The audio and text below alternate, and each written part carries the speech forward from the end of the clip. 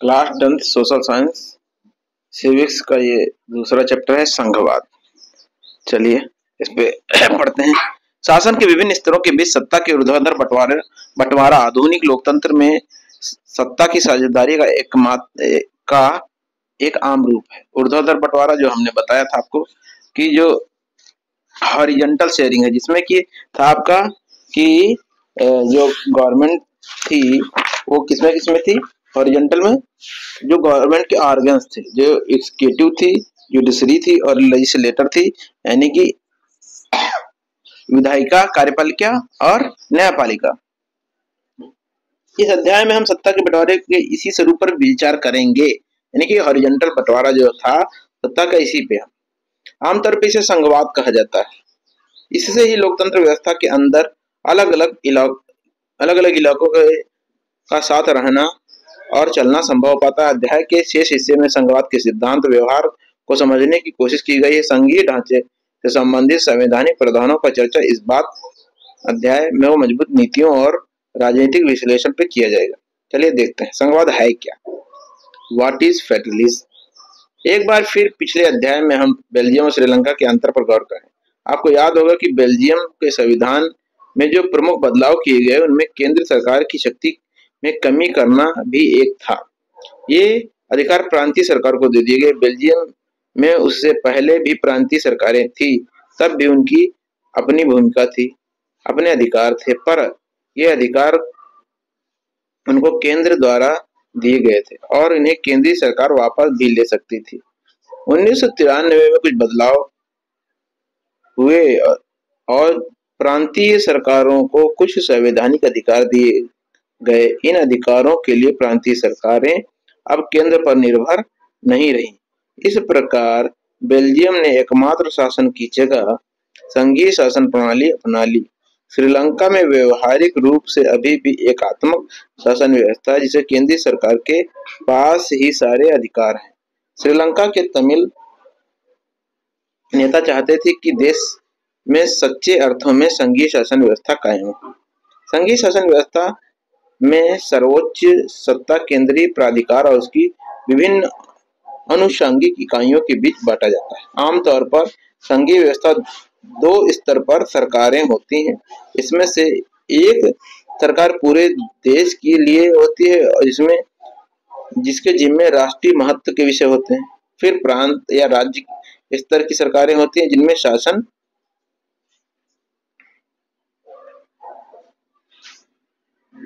इसमें क्या था, शासन जो होता है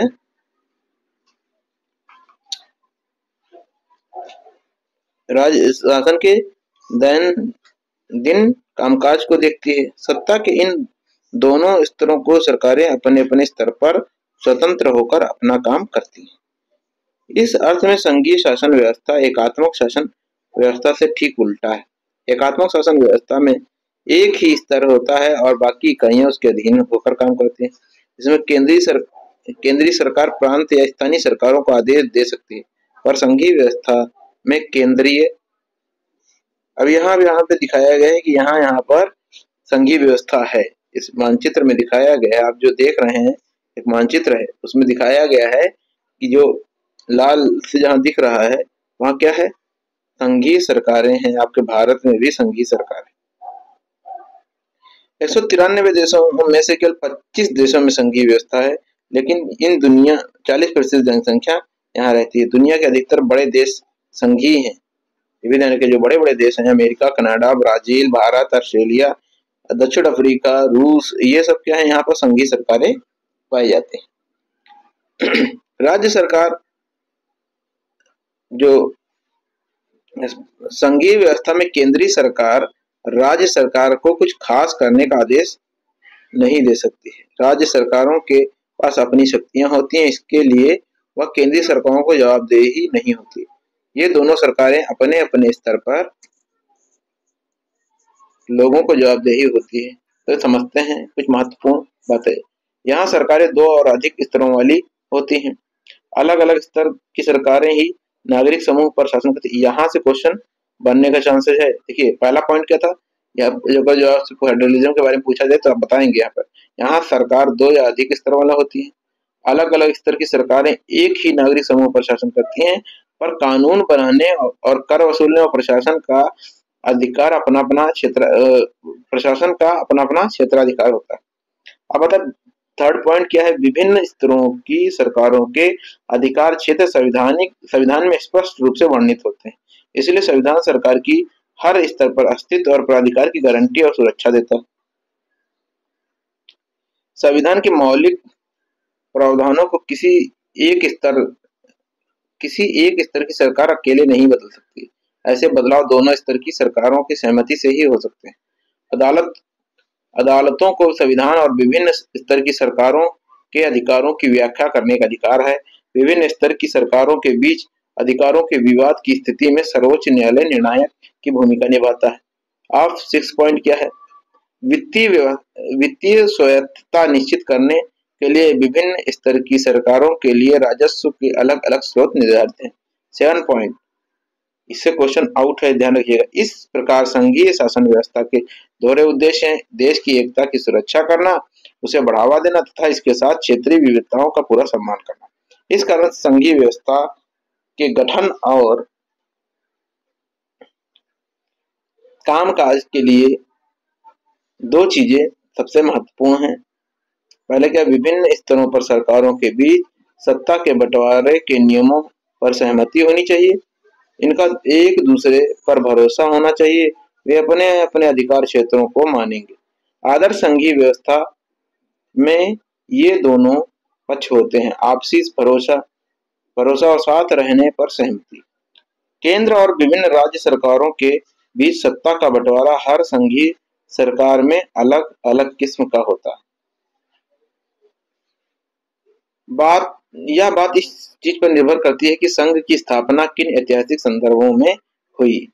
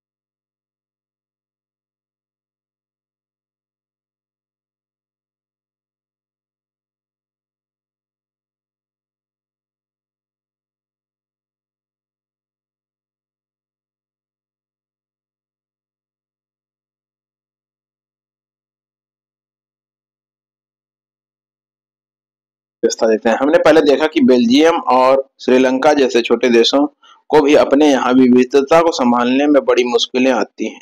सोचिए कि भारत जैसे विशाल मुल्क में यह काम कितना मुश्किल होगा, जहाँ बहुत सी भाषाओं, धर्मों और क्षेत्रों के लोग रहते हैं। हमारे देश में सत्ता की साझेदारी की क्या व्यवस्था है, इसके बारे में हम पढ़ेंगे।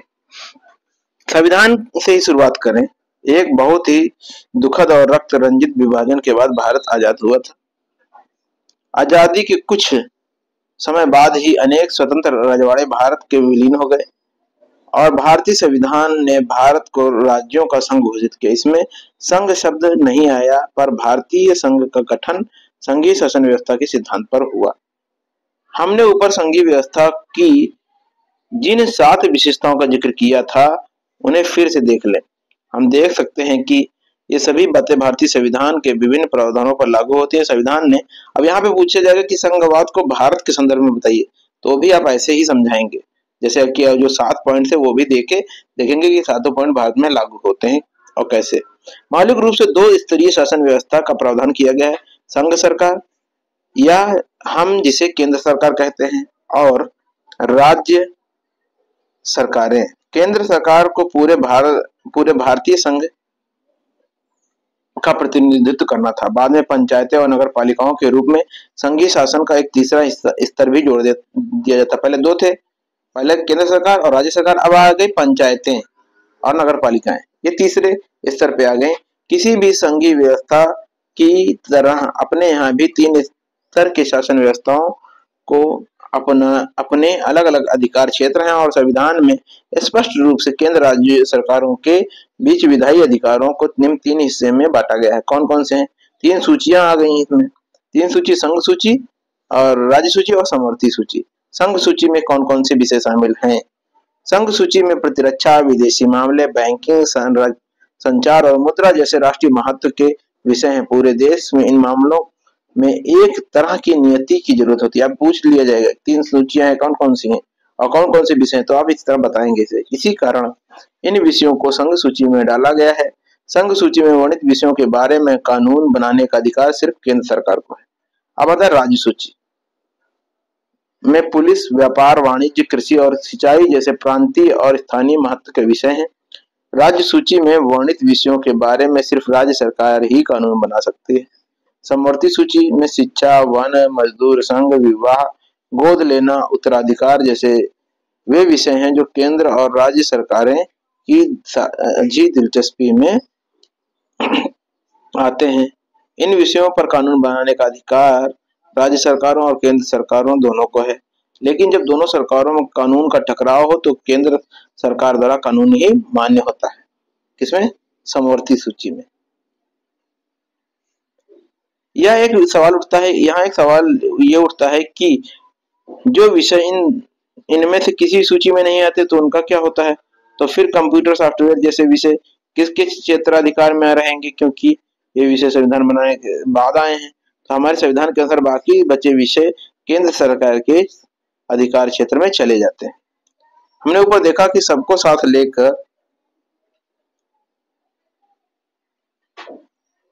चलने की नीति मानकर सबसे बड़ी बनी अधिकतर बड़ी संघीय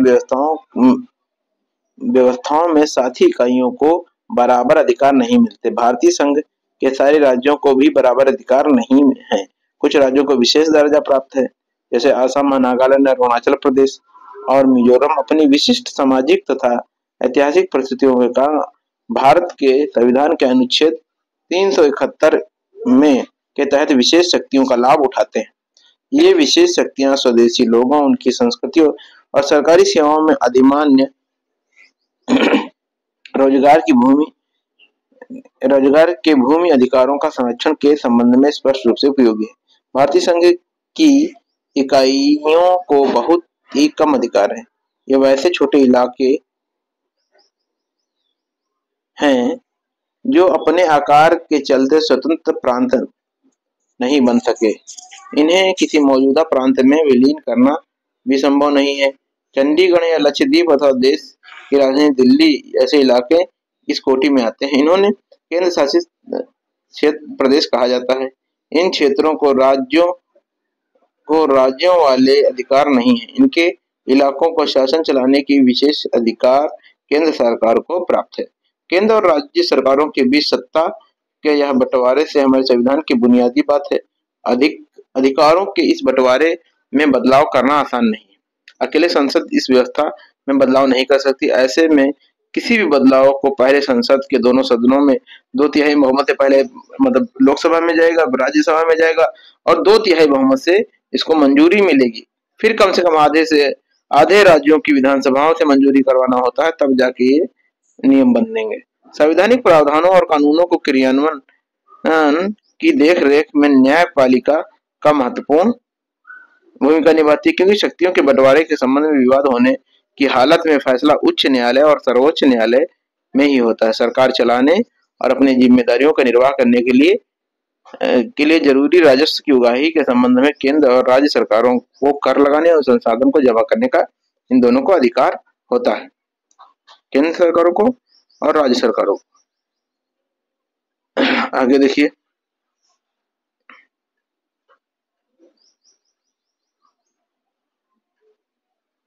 क्या होता है, क्या संघीय व्यवस्था कैसे चलती है, प्रश्न है कैसे चलती है।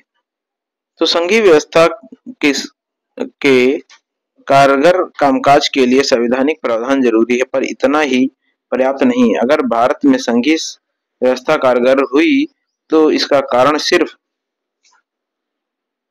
संवैधानिक प्रावधानों का प्रावधानों भर का होना नहीं है।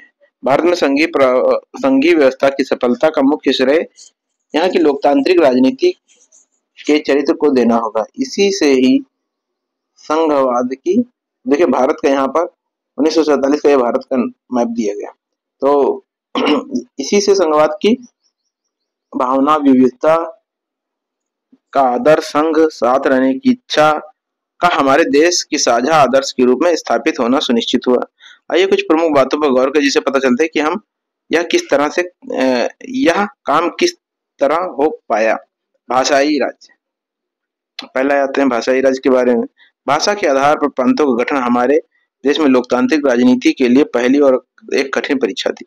भारत ने 1947 में लोकतंत्र की राह पर अपना जीवन यात्रा शुरू की और उस वक्त से लेकर 2019 तक के अगर आप राजनीतिक मानचित्र देखेंगे तो इस अवधि में अनेक बदलावों को देखकर एक बारगी आप आश्चर्यचकित हो जाएंगे। अनेक पुराने प्रांत गायब हो गए और कई नए प्रांत बनाए गए। कई प्रांतों की सीमाएं और क्षेत्र नाम बदल दिए गए।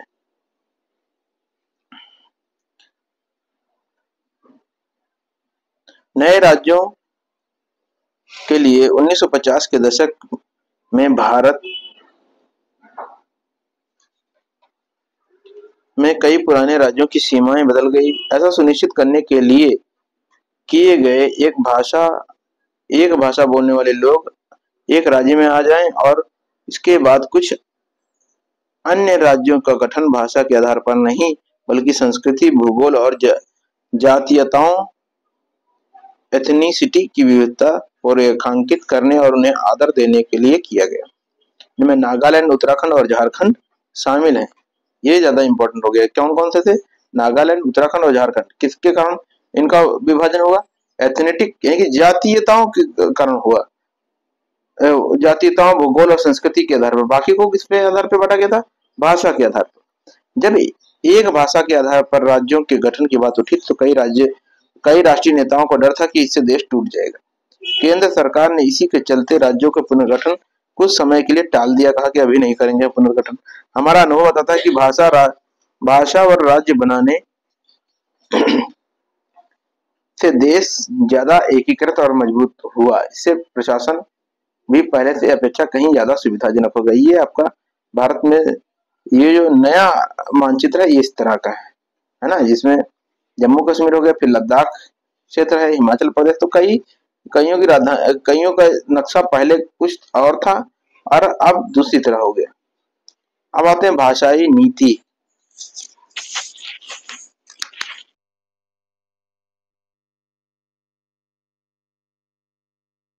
भारत के संघीय शासन की दूसरी परीक्षा भाषा नीति को लेकर हुई। हमारे संविधान में किसी भाषा को राष्ट्रभाषा का दर्जा नहीं दिया गया है।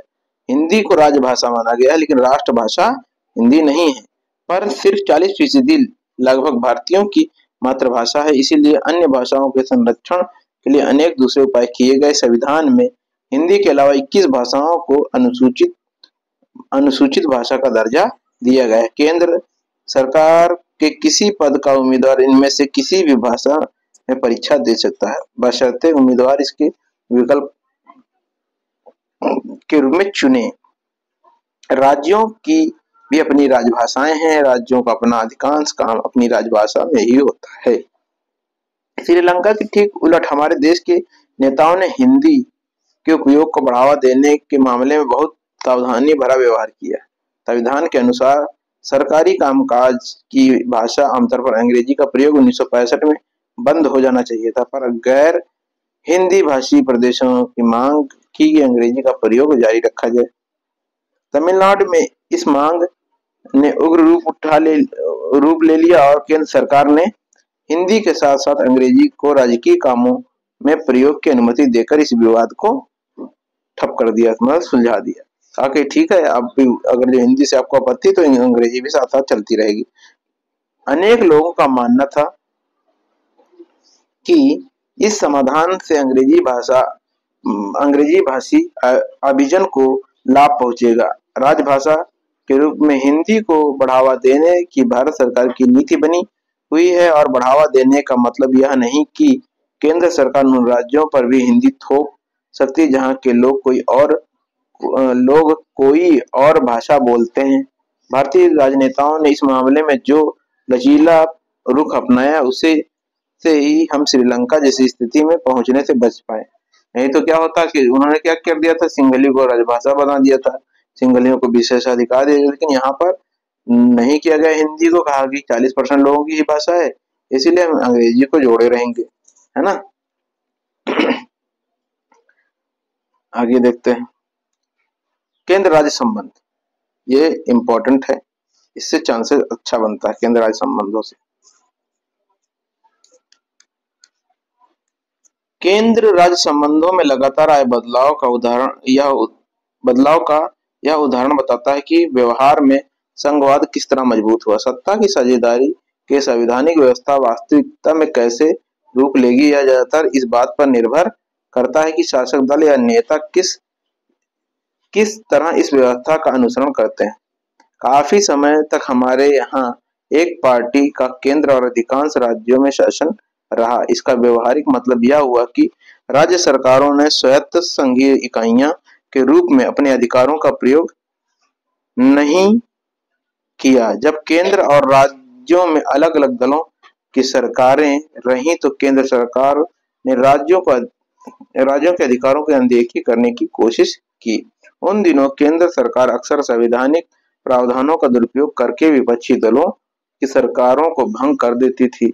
यह संघवाद की भावना की प्रतिकूल था। ये जो है कहीं न कहीं ये भी क्या था, एक बड़ा खतरा बन गया था।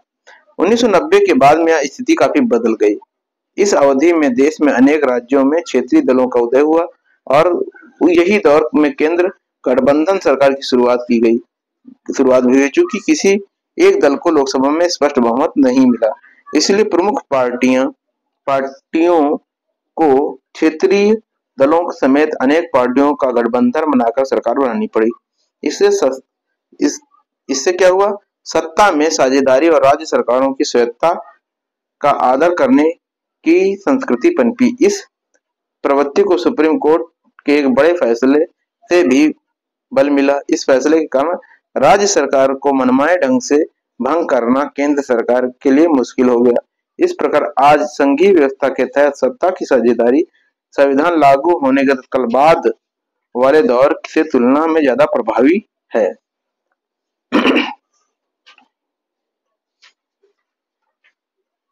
अब देखिए यहाँ पर राज्यों की शक्तियां हैं और यहाँ पर सब लोग आ रहे हैं, जो है गठबंधन सरकार की कुर्सी में। ऐसे जो है इस तरह एक चित्र द्वारा दर्शाया गया है कि किस तरह गठबंधन की सरकारों में राज्य कुछ और शक्तियों की मांग करने लगते हैं और गठबंधन सरकार कहीं न कहीं देखिए किस तरह से गड़बड़ाती रहती है, किस तरह से एक कार्टून के द्वारा उनसे प्रदर्शित किया गया है कि एक व्यक्ति बैठा हुआ है और बाकी सबके गठबंधन पे है। ये कहीं न कहीं एक ब्लास्ट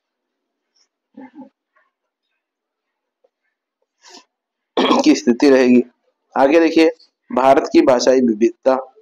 भारत में कितनी भाषाएं? इसका जवाब इस बात पर निर्भर कि आप भाषाओं की गिनती किस तरह करते हैं। जैसे अधिकृत नवीनतम सूचना 2011 की जनगणना के आंकड़ों में शामिल होती है। इस जनगणना में लोगों ने 1300 से अधिक अलग अलग भाषाओं को अपनी मातृभाषा के रूप में दर्ज कराया। इन भाषाओं को कुछ प्रमुख भाषाओं के साथ समूहबद्ध कर दिया जाता है, जैसे भोजपुरी, मगही, बुंदेलखंडी, छत्तीसगढ़ी, राजस्थानी, और ऐसी ही दूसरी भाषाओं को हिंदी के अंदर जोड़ लिया गया जाता है। ऐसी समूहबद्धता के बाद भी भारत में 121 प्रमुख भाषाएं पाई जाती हैं, जिसमें से 22 भाषाओं को भारतीय संविधान की 8वीं अनुसूची में रखा गया है। इसी कारण इन्हें अनुसूचित भाषाएं कहा जाता है। बल्कि बाकी को गैर अनुसूचित भाषा कहा जाता है। भारत के हिसाब से दुनिया का संभवतः सबसे ज्यादा विविधता वाला देश है भाषा के आधार पर। साथ ही कई इस सूची को देखने से स्पष्ट हो जाएगा कि कोई एक भाषा बहुसंख्यक भारतीयों की मातृभाषा नहीं है। सबसे बड़ी भाषा हिंदी है, जिसमें 44% लोगों की ही मातृभाषा है। अगर दूसरी और तीसरी भाषा के तौर पर हिंदी जानने वालों की संख्या भी जोड़ ली जाए तो 2011 में यह 50% से ही कम थी। जहां तक अंग्रेजी की बात है, सिर्फ 0.02% लोग ही इसे अपनी मातृभाषा बताया। दूसरी और तीसरी भाषा के तौर पर 11% लोग इसे जानते हैं। लेकिन देखते हैं कि क्या है। इन सूची को गौर से देखें और इसे याद करने की जरूरत नहीं है, सिर्फ इसे काम में लीजिए। ये सूचना के आधार पर बनाई गई ये चार्ट वगैरह बना है। तो देखिए यहाँ पे कितने % लोग असमिया बांग्ला भाषा भाषी लोग है, कोई गुजराती है। तो दूसरे नंबर पे आप देख रहे होंगे कि दूसरे नंबर पे बांग्ला भाषा आती है ना, हिंदी के बाद। और फिर मराठी भी आती है, तेलुगु भी है ना। मराठी हो गई, तेलुगु हो गई, तमिल हो गई और उर्दू हो गई। तो ये भाषाएं जो है अलग अलग दी गई हैं आपको। अब आते हैं प्रसिद्ध इतिहासकार रामचंद्र गुहा ने लेख में निम्नलिखित उदाहरणों द्वारा स्पष्ट करें। उन्होंने कहा, राज्य पुनर्गठन आयोग की रिपोर्ट से ठीक 50 साल पहले 1 नवंबर 1956 को लागू किया गया था। इस अपने दौर में और अपने तरीके से इसने राष्ट्र के राजनीतिक और संस्थागत जीवन को एकदम बदल दिया था। गांधी जी और अन्य नेताओं ने अपने अनुयायियों से वादा किया था कि जब मुल्क आजाद होगा तो नए देश में नए प्रांत बनेंगे और भाषा के आधार पर प्रांतों का पुनर्गठन किया जाएगा। पर जब 1947 में मुल्क आजाद हुआ तो इसका बंटवारा भी हो गया। विभाजन धार्मिक आस्था से पुरातन जुड़ाव का परिणाम था। पुरातन आस्था की एक ऐसी ही चीज भाषा के आधार पर अब कितने विभाजन होंगे। नेहरू, पटेल और राजा जी के मन में सवाल कौंध रहा था। बहरहाल भारत की एकता को कमजोर करने की जगह भारत के आधार पर गठित राज्यों ने इसकी एकता को मजबूत करने में मदद की। एक व्यक्ति कन्नड़ और भारतीय या बंगाली और भारतीय तथा तमिल और भारतीय या गुजराती और भारतीय जैसी दो पहचानों के साथ आसानी से जीता है ना। वे विवाद दुखद तो नहीं, लेकिन उतने भी बुरे भी नहीं कहे जा सकते। भाषावार राज्यों के गठन ने भारत में एक भयावह स्थिति से बचा लिया। अगर तेलुगु, मराठी वगैरह बोलने वालों की भावनाओं को ख्याल न रखा जाता तो यहाँ की स्थिति कुछ इस प्रकार होती कि एक भाषा 14-15 राष्ट्र। अब आता भारत में विकेंद्रीकरण। हमने पढ़ा कि संघीय सरकारें 2 या अधिक स्तरों वाली होती हैं, मतलब 2 में स्तर होते हैं। हमने देश पहला क्या था, राष्ट्रीय स्तर, केंद्र स्तर पर, दूसरा राज्य स्तर पर। हमने अपने देश में 2 स्तर वाली सरकारों की चर्चा की, पर भारत जैसे विशाल देश में सिर्फ 2 स्तर की शासन व्यवस्था से ही बढ़िया शासन नहीं चल सकता। भारत के प्रांत यूरोप के स्वतंत्र देशों में से बड़ा है। जनसंख्या के हिसाब से उत्तर प्रदेश रूस से बड़ा है। महाराष्ट्र लगभग जर्मनी के बराबर है। भारत के अनेक राज्य खुद भी अंदरूनी तौर पर विविधताओं से भरे हैं। इस प्रकार इन राज्यों में भी सत्ता की बांटने की जरूरत है। भारत में संघीय सत्ता की साझेदारी 3 स्तरों पर करने की जरूरत है, जिसमें तीसरा स्तर स्थानीय सरकारों का हो और या प्रांतीय स्तर की सरकार के नीचे हो। भारत में सत्ता के विकेंद्रीकरण के पीछे यही तर्क दिया गया। इसके फलस्वरूप 3 स्तरों की सरकारों को संघीय ढांचा सामने आया, जिसमें तीसरे स्तर को स्थानीय सरकार कहा जाता है। केंद्र और राज्य सरकारों से शक्तियां लेकर स्थानीय सरकारों को दी जाती तो इसे सत्ता का विकेंद्रीकरण कहा जाता है। अब यहाँ ध्यान रखिए, विकेंद्रीकरण क्या है। जब केंद्र और राज्यों से शक्तियां लेकर स्थानीय सरकारों को दी जाती तो इसे सत्ता का विकेंद्रीकरण कहते हैं। विकेंद्रीकरण के पीछे बुनियादी सोच है और अनेक मुद्दों और समस्याओं का निपटारा स्थानीय स्तर पर ही बढ़िया ढंग से सुलझाया जा सकता है। जैसे कोई राज्य सरकार कार्य कर रही है तो क्या किसी गांव की स्थिति को देखने नहीं आएगी, गांव को स्थिति को देखने के लिए वहाँ स्थानीय सरकार जो नगर पालिका जो पंचायत होगी या शहर का कोई क्षेत्र होगा, जो जो क्षेत्र जो नगर पालिका करेगी और गांव में पंचायतें करेंगी ये कार्य। लोगों को इस बात की भी अच्छी जानकारी होती है कि पैसा कहाँ खर्च किया जाए और चीजें को अधिक कुशलता से उपयोग किस तरह से किया जाए। इसके अलावा स्थानीय स्तर पर लोगों को फैसलों में सीधे भागीदार बनाना संभव हो जाता है, जिससे लोकतांत्रिक भागीदारी की आदत पड़ती है। स्थानीय सरकारों की स्थापना स्वशासन के लोकतांत्रिक सिद्धांत को वास्तविक बनाने का सबसे अच्छा तरीका है। विकेंद्रीकरण की जरूरत हमारे संविधान में भी स्वीकार की गई। इसके बाद से गांव और शहर के स्तर पर सत्ता के विकेंद्रीकरण की कई कोशिशें हुई। सभी राज्यों में गांवों के स्तर पर ग्राम पंचायतें और शहरों में नगर पालिकाओं की स्थापना की गई। कैसे? विकेंद्रीकरण के लिए।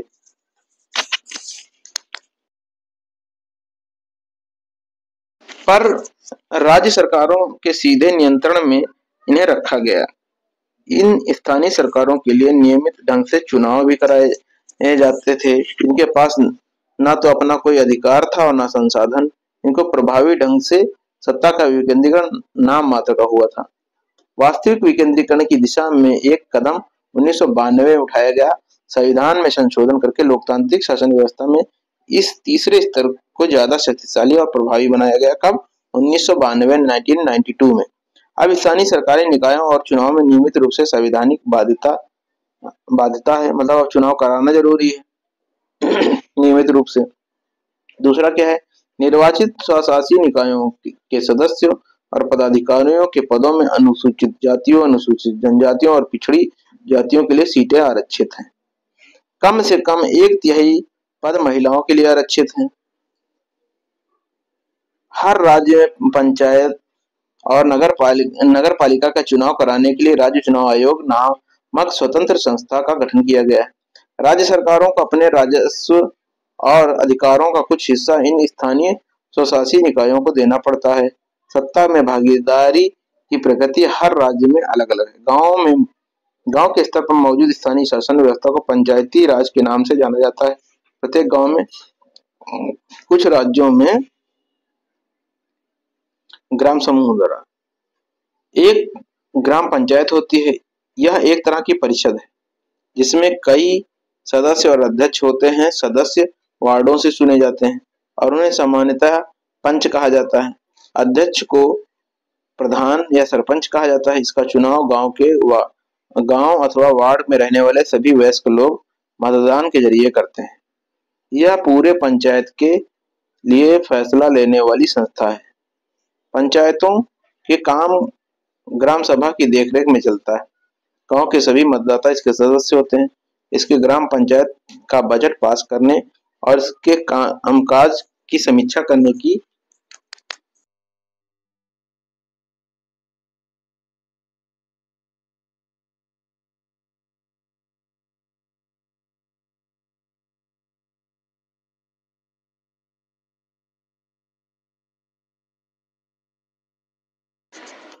समीक्षा के लिए साल में कम से कम 2 या 3 बार बैठक करनी होती है। स्थानीय शासन का ढांचा जिला स्तर तक का है।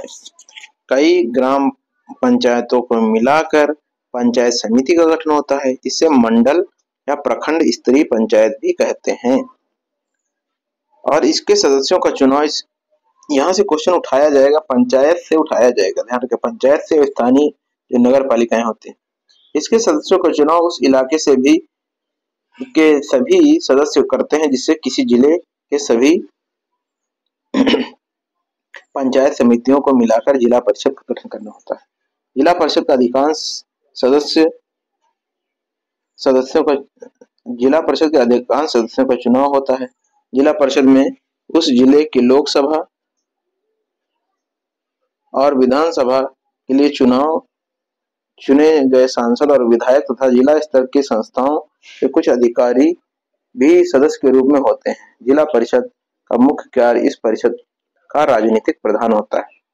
अब आगे देखते हैं क्या होता है स्थानीय शासन वाली जो संस्थाएं शहरों में काम करती हैं। हमने यहाँ तक पढ़ा था जो पंचायत होती है गांव में, इसमें क्या था, पहले जो ग्राम पंचायत बनी, फिर ग्राम समिति बनी, फिर फिर उसके बाद जिला पंचायत बनी। अब हम यहाँ पर जो शहरी शासन में स्थानीय शासन होगा उसको देखेंगे। शहरों में नगर पालिका होती है, बड़े, जैसे आप इस वक्त शहर में है तो ये शहर में क्या है, नगर पालिका वाला सिस्टम है। बड़े नहरों में नगर निगम का गठन होता है। नगर पालिका और नगर निगम दोनों का कामकाज निर्वाचित प्रतिनिधि करते हैं, जो कि इन्हें पार्षद और सभासद कहते हैं। नगर पालिका प्रमुख नगर पालिका के राजनीतिक प्रधान होते हैं। नगर निगम में ऐसे पदाधिकारी को मेयर कहते हैं। जो नगर प्रमुख बने